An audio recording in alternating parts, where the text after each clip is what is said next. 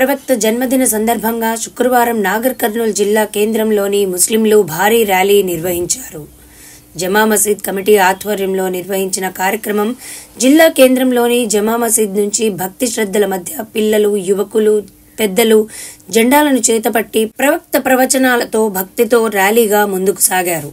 పట్టణంలోని ప్రధాన రహదారుల గుండా మహమ్మద్ ప్రవక్త ప్రవచనాలను భక్తితో ఆలపిస్తూ నిర్వహించిన ర్యాలీ ఎంతగానో ఆకట్టుకుంది.